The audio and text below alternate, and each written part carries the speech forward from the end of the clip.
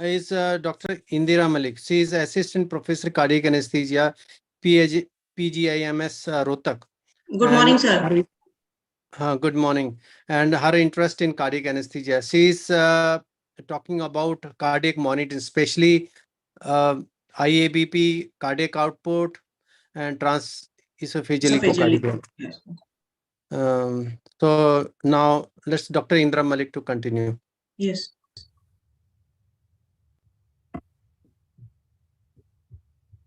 Hello, everyone, and welcome to APPEC 2023. My heartfelt gratitude towards Team APPEC 2023, IBVIMS and RML Hospital for giving me this opportunity yet again to participate in this academic extravaganza.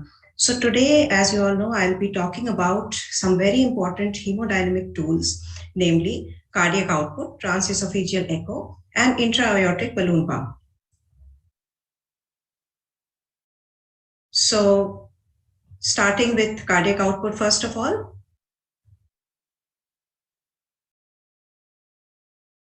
So what is cardiac output? To define cardiac output, it is the amount of blood delivered to the tissues by the heart per minute. It is a reflection of the status of the entire circulatory system governed by tissue autoregulation. So what are the major determinants of cardiac output actually? Preload, afterload, heart rate, and contractility majorly are the factors which determine cardiac output. So it is actually a product of the stroke volume produced by the heart multiplied by the heart rate. And it is estimated by two types of methods, which can be invasive or non-invasive. So now some of the very old or the oldest methods which were used for assessment of cardiac output were invasive methods, and they are not in use anymore because they were either very cumbersome or there was some problem in using these methods. But nonetheless, you still need to know about these methods, what was the concept on which they were based and how the procedure was done. So first we discussed the PICS method. So the concept here was that the oxygen consumed by the tissues per unit time was equal to the amount of oxygen extracted from the circulation. So now VO2 is the oxygen consumption, and this was equal to the arterial oxygen content minus the venous oxygen content. So that is the amount of oxygen which is extracted multiplied by cardiac output. So rearranging the equation, what do we get? Cardiac output is equal to the oxygen consumption divided by the CaO2 minus CVO2. So now VO2, as I told you, is oxygen consumption, and this was calculated by taking the difference between the inspired and the expired oxygen concentrations and the volume by indirect calorimetry method. CaO2, of course, was the arterial oxygen content, which was obtained from the ABG. And CVO2 was the mixed venous oxygen content, which was obtained from the PA catheter. So you can see that this procedure required the indirect calorimetry equipment to be near the patient's head end. Along with that, the patient also required an arterial catheter to be in place and a PA catheter, which in itself is quite an invasive thing. So this method was definitely having a very high accuracy and reproducibility of the values when measured at steady state. But what were its limitations? So there was a lot of bulky equipment, especially near the head end of the patient. There were sampling errors in the arterial and the mixed venous oxygen content. And there was inability to maintain a steady state in the hemodynamic and respiratory conditions at all times. Then a modification of the fixed method was developed, which was known as the indirect fixed method. So here the oxygen, which was measured earlier, was replaced by expired gases like carbon dioxide or acetylene. So it was easier to measure these, especially carbon dioxide, by the capnographic method. This was applicable, however, only in sedated or mechanically ventilated patients in whom capnography was being done. However, it showed a good correlation with the thermodilution method by the PA catheter. Then we come to the next method, which is the indicator dilution method, which is still in use, and it is being used quite widely. So the concept on which this method was based is that the observation that for a known amount of indicator introduced at one point in the circulation, the same amount of indicator should be detectable at a downstream point. So what are some of the indicators that could be used here? Cold saline, which is still being used very commonly. Lithium ions, again, this is also still in use.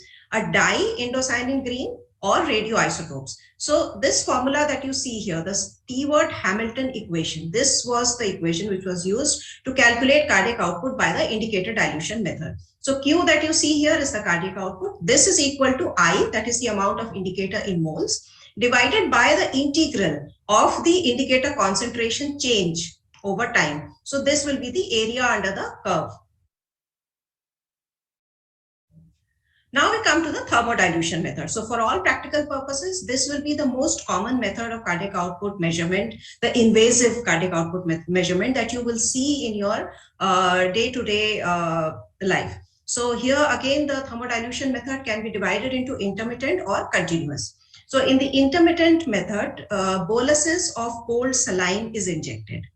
And in the continuous method, it's a different type of PA catheter. Both the methods are using PA catheter only. But in the continuous method, the PA catheter is different in the sense that it has a heating filament inside it. And this filament can be programmed to heat the blood at fixed intervals. And when this electrical signal is received by the filament, it warms up, and therefore the blood around it also warms up, and that can be detected as cardiac output. I will be discussing in detail in the subsequent slides. So let's look at the thermodilution method, first the intermittent type.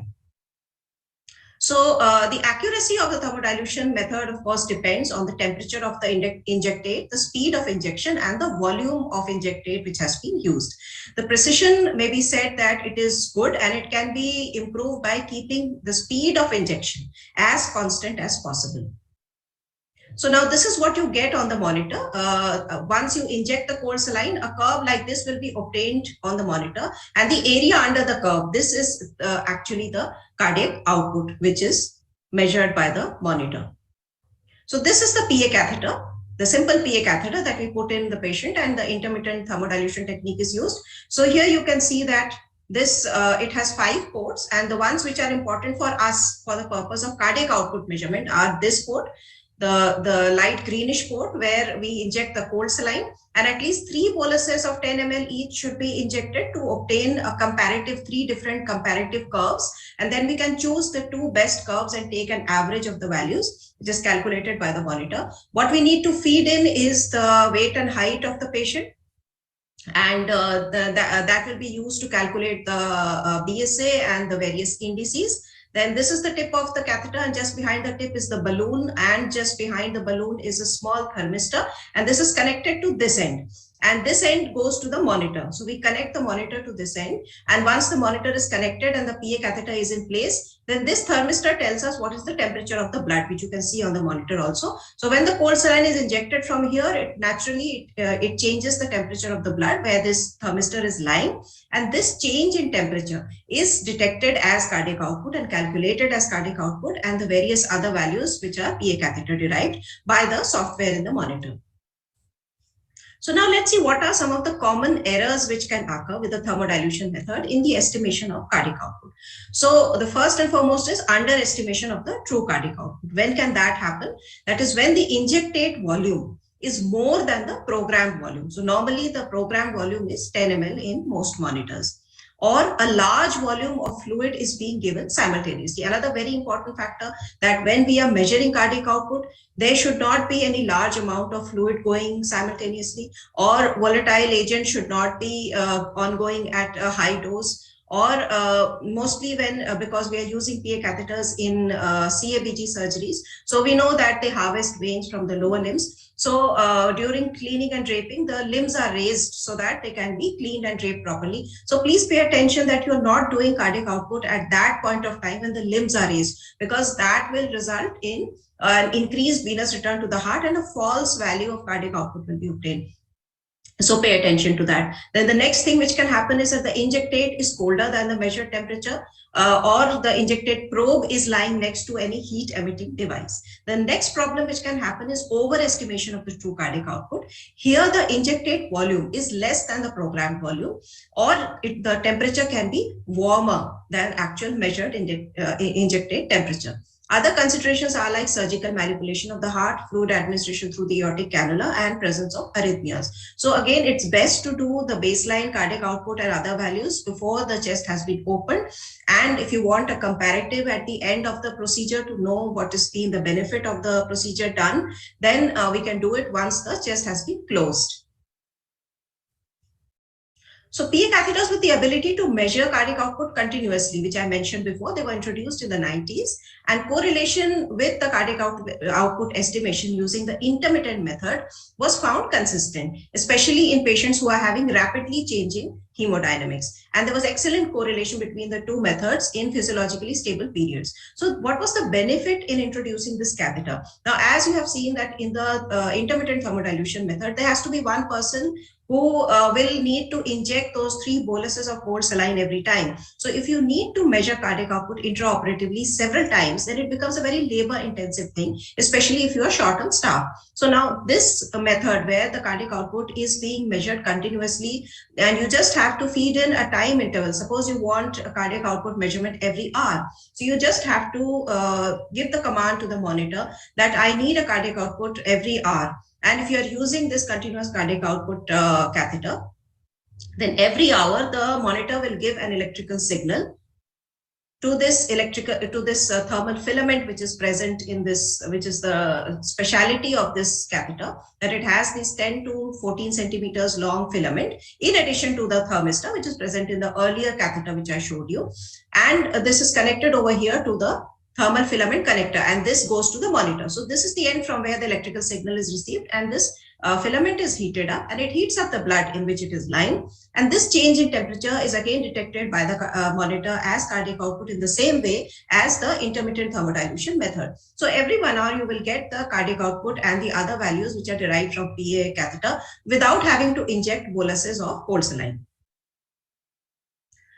Now let's look at the dye dilution method. So here the indicator dilution was done using a dye which was indocyanine green, and it was very popular prior to the introduction of the thermodilution method using cold saline. The dye used to be injected in a central vein and continuously sampled from arterial blood. And the change in concentration over time was detected by a densitometer. So here again, you will see that this is also slightly cumbersome, where you need a special device to measure the change in concentration of the dye over time. Then we have lithium ions or lithium chloride. So this is used in the method which is known as LIDCO, and this is one of the less invasive methods where a simple arterial catheter can be used to measure the cardiac output. And this is a continuous method, and it is comparable with the thermodilution method by PA catheter also. Now let's look at some of the alternative techniques to estimate the cardiac output. And here, most of these techniques are the less invasive or the non-invasive techniques. And also this table shows that what is the accuracy of each of these techniques when compared to the PA catheter based cardiac output measurement, which is still taken as the gold standard. So first and foremost is the TE Doppler, which is the transesophageal echo, and this has a very high accuracy compared to the PA catheter. Then we have the TE Doppler, that is the transesophageal Doppler probe, and in this the accuracy is not so good as compared to the PA catheter. Then TE2D, again this is also a standard TE, and its accuracy is good compared to the PA catheter.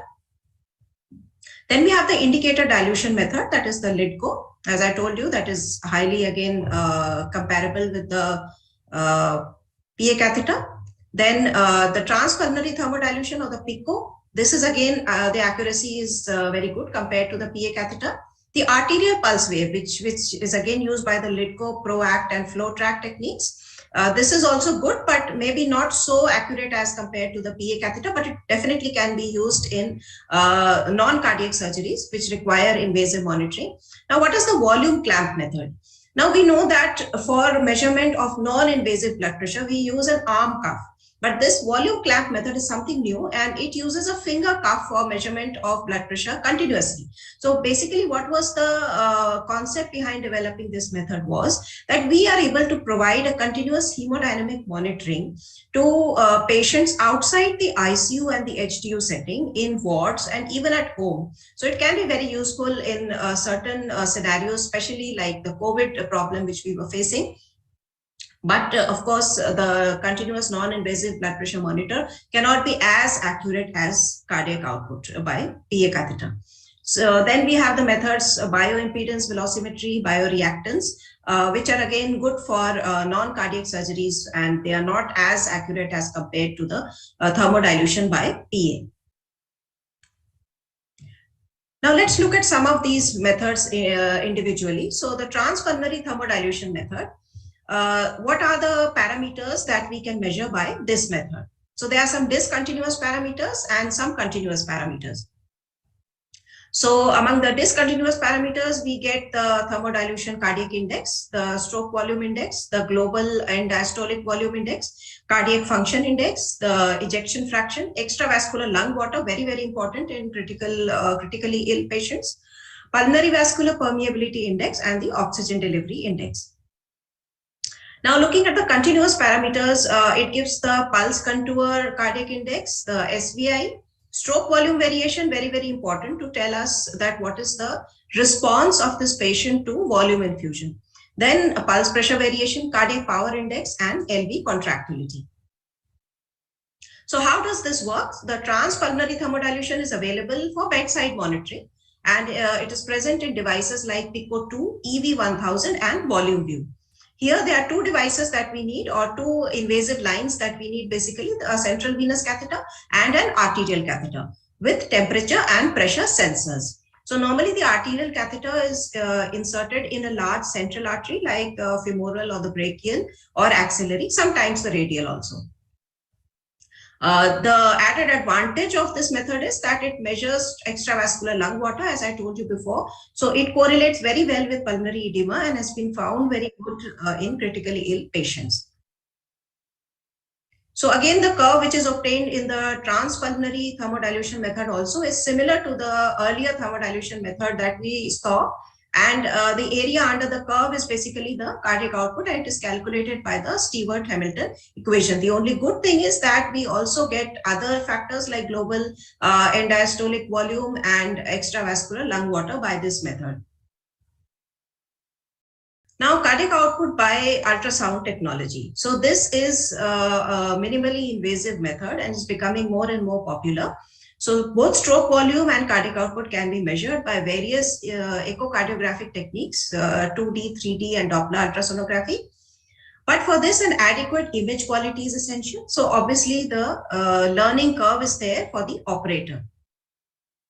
Now, how do we calculate cardiac output from here? So it is the difference between the end diastolic and the end systolic volumes, which is the stroke volume, multiplied by the heart rate. Transthoracic or transesophageal echo can be done intermittently to calculate the cardiac output. Recently, there has been a monoplane transesophageal probe also, which has become available, which can stay in place for 72 hours, and it can give a continuous hemodynamic transesophageal echo monitoring. But of course, it is monoplane, so it cannot give us all the views. With the 2D and 3D echo probes, we cannot keep the probe continuously in situ, and of course, the patient would need a slight degree of sedation to allow insertion of the probe, or the patient should be completely sedated and paralyzed for that. So these are some of the limitations of the ultrasound technology. But of course, it is very, very useful. So what is the Doppler principle? That is based on the Doppler ultrasound probe. So the stroke volume is equal to VTI, that is a velocity time integral, multiplied by the cross-sectional area at the site of flow measurement. So mostly the cardiac output is measured at the LVOT. So we will need to measure the cross-sectional area at the left ventricular outflow tract, and we can use that to calculate the stroke volume. And then the stroke volume multiplied by the heart rate is the cardiac output. Now, how do we get cardiac output from arterial pulse wave analysis? So arterial pulse wave is obtained from an arterial catheter, which is invasive, or non-invasively by the volume clamp method, which is the finger NIBP cuff that I mentioned to you when we were discussing the table.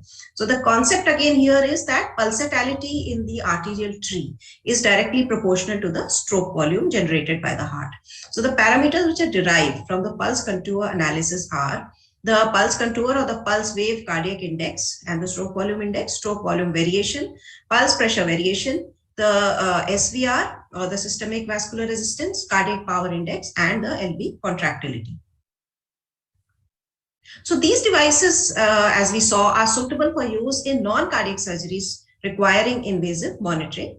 Invasive monitoring in cardiac surgery and major vascular procedures is still provided either by the PA catheter or the transesophageal echo, or a combination of both these techniques. However, the non-invasive devices are of great help outside the ICU and HDU setting for continuous monitoring of hemodynamic parameters.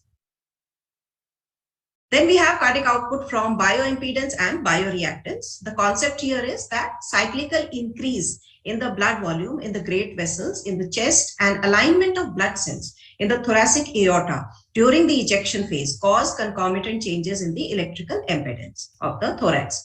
So here the stroke volume, cardiac output and SVR and the thoracic fluid content also can be determined, but their accuracy is limited when compared to the thermodilution technique. Now we come to the second part of the talk, that is, how can the transesophageal echo be a hemodynamic monitor? So transesophageal echo itself is an entire subject in itself.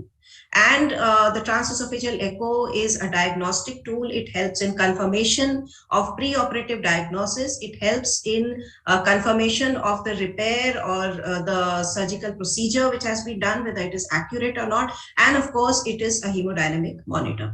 So today we will only focus on what are the functions of the transesophageal echo as a hemodynamic monitor.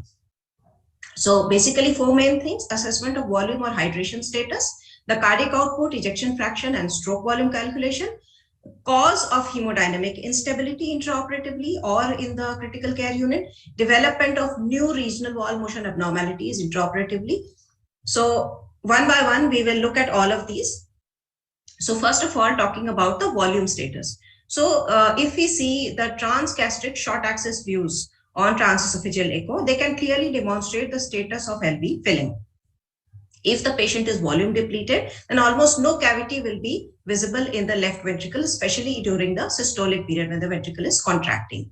The anterolateral and the posteromedial, these are the two papillary muscles which are seen in the transgastric short axis papillary view, and they will be touching each other in systole, and this is known as the kissing papillaries, and correlates well with the pulmonary artery diastolic pressures also, which is a direct indication of the left ventricular end-diastolic pressure, which means that the filling of the end of diastole. So if we have both the TE probe in situ and the transesophageal and the PA catheter, we will see that if the TE shows that the patient is volume depleted and during systole the LV is not showing almost any cavity, and at that time if we correlate with the PA pressures, the diastolic PA pressures will also be low. So now you can see over here in this picture, and this is very common. This phenomena of poor intravascular volume is very common in hypertensive patients or patients who are having a very thick LV wall or LV hypertrophy. So here we can see a highly hypertrophied left ventricle and such a small cavity which is visible over here. So since this is a still picture, you will not see the movement, but during systole, you will see that almost this whole cavity is being obliterated. That means the intravascular volume status is poor and this patient should be hydrated well. Now, the cardiac output, stroke volume and ejection fraction, which is nothing but the left ventricular systolic performance. So this can be measured by the transesophageal echo, and it can be monitored throughout the intraoperative period at different time points. We can calculate these values and we can see that what is the improvement or the deterioration in the systolic performance of the left ventricle. So what is the stroke volume? It is the difference between the LV end diastolic volume and the LV end systolic volume. And if we want to calculate the ejection fraction from this, then this formula will be applied in this way, that the stroke volume divided by the LV end diastolic volume multiplied by 100. So now LV end diastolic and LV end systolic volumes can be obtained by either endocardial fractional shortening or fractional area change. And cardiac output, the formula again stays the same. If we have calculated the stroke volume already, then we just multiply it by the heart rate. So intermittent measurement of these values in a high-risk patient undergoing surgery or in the critical care unit can predict hemodynamic events, and it can guide management. That is, whether the patient requires more fluid infusion or the patient requires inotropic support, and that will be shown by the transesophageal echo as well as the PA catheter. So now this video I specifically wanted to share. This belongs to a patient who was undergoing redo mitral valve surgery. He already had a mitral valve in situ, but it was stuck and it needed to be replaced again. So here you can see that this is the left ventricle, and the interventricular septum, which should normally be convex towards the side of the RV. It is convex towards the side of the LV, and you can see it over here. So the patient is having RV dysfunction and poor LV systolic performance. Now, looking at this was the mid-esophageal four-chamber view. Now, if we look at these two pictures, these are the transgastric views of the same patient. This is before the replacement of the stuck valve. Here you can see again that the interventricular septum is convex towards the LV. And now this picture in the same patient, if you see after replacement of the mitral valve, you see that the interventricular septum has almost become straight and it is slightly even convex towards the RV. So you can see that in this patient, before the replacement of the stuck valve, he was having poor RV function and poor LV function and very high PA pressures. And as soon as the mitral valve was replaced, this is taken immediately after coming off bypass, and the patient was hemodynamically stable. PA pressures had also reduced, and this was the picture on transesophageal echo. So they both correlate very well, and they show that yes, for a short period of time, the patient experienced an improvement in the LV systolic performance after the valve was replaced.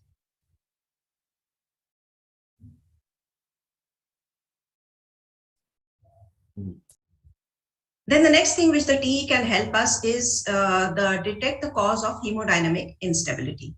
So the hemodynamic instability can be due to hypovolemia, poor volume status that I have already discussed. We will see it in the transgastric short axis mid-papillary view.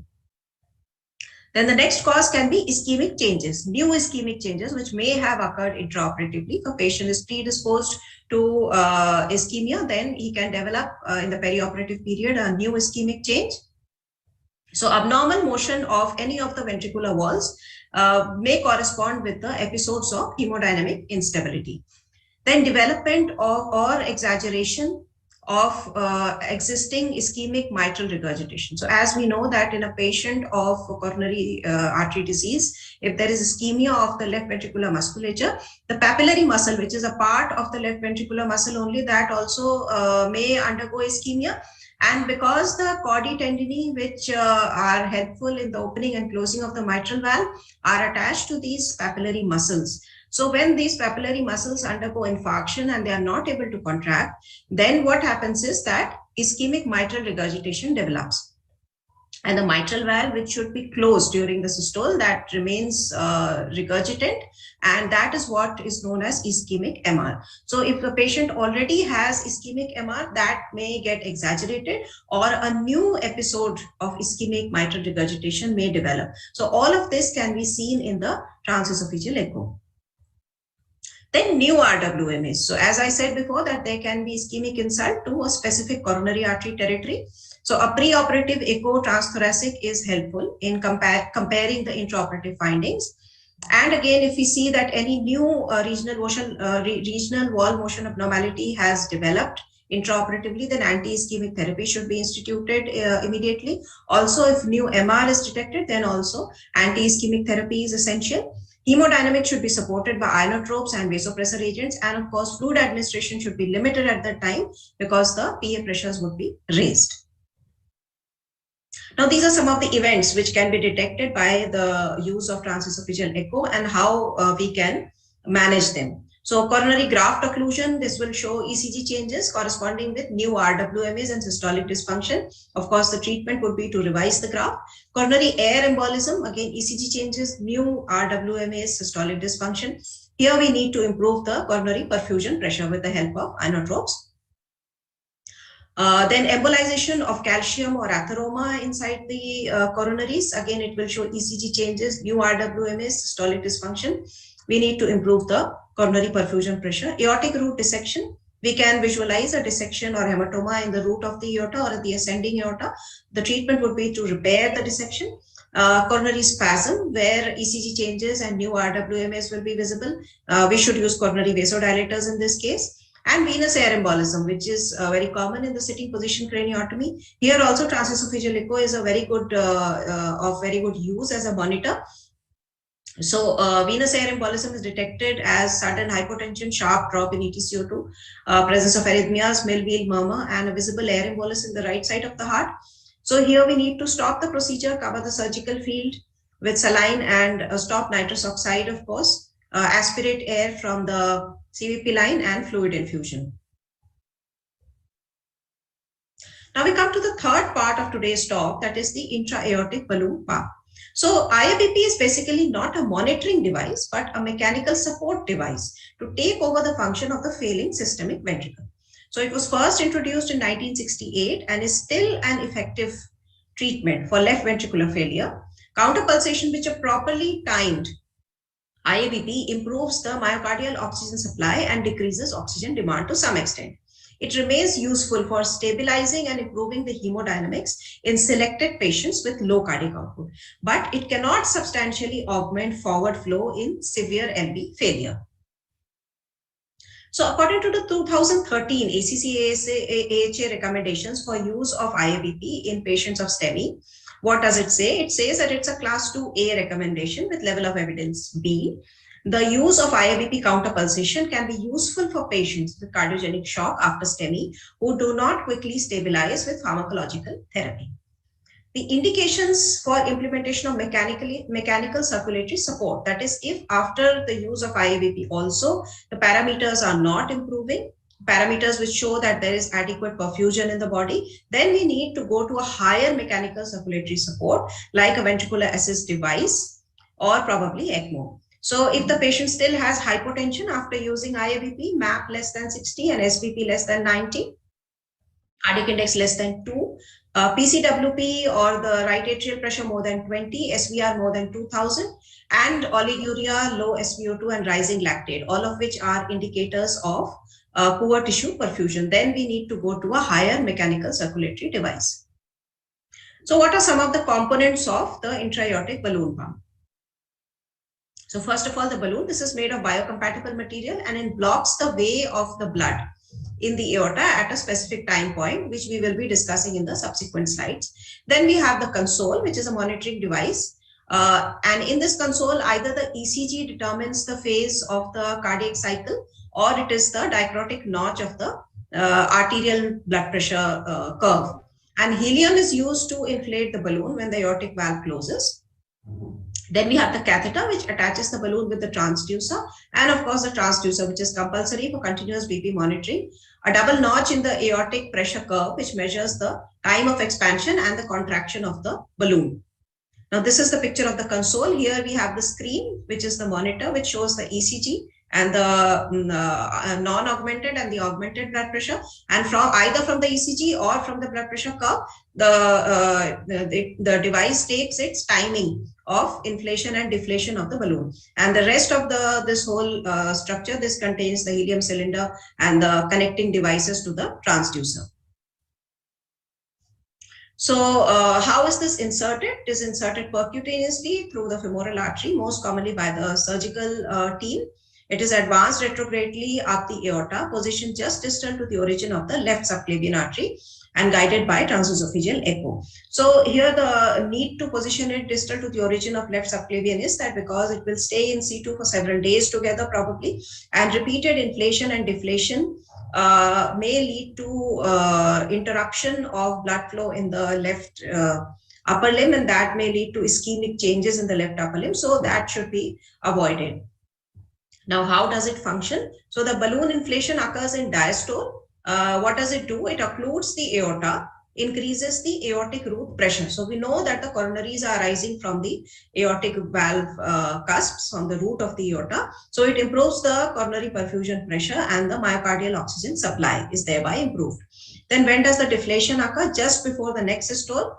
So this abruptly decreases the pressure in the aorta and it improves forward ejection from the failing left ventricle. So a better stroke volume can be expected and a lesser myocardial work. Now these two pictures, they show that this is the deflated balloon, which is occurring in systole, helping the LV to pump more blood with the improved stroke volume with every beat. And this is the inflated balloon, which is occurring in diastole. The pressure in the root of the aorta is increased and improved coronary perfusion occurs. So the timing of this inflation and deflation is key to optimal hemodynamic benefit. So the usual trigger is the R wave of the ECG, otherwise the dicrotic notch of the arterial pressure curve. Depending on the need for support, the balloon inflation can be triggered with each cardiac cycle, which is 1:1, with every other cardiac cycle, that is 1:2, or with every third cardiac cycle. Augmentation of cardiac output can occur maximally up to 25 to 30%, but not beyond that. Additional benefits are improved microcirculation in the brain and kidney and decrease in the systemic acidosis. So here you can see this is what the curve on the monitor will look like. So this is the native non-augmented systolic peak, and this is the IABP augmented peak. Some of the contraindications to the insertion of intra-aortic balloon pump are clinically significant aortic insufficiency, aortic aneurysm, a friable atherosclerotic plaque in aorta, or ascending aortic dissection. Thank you.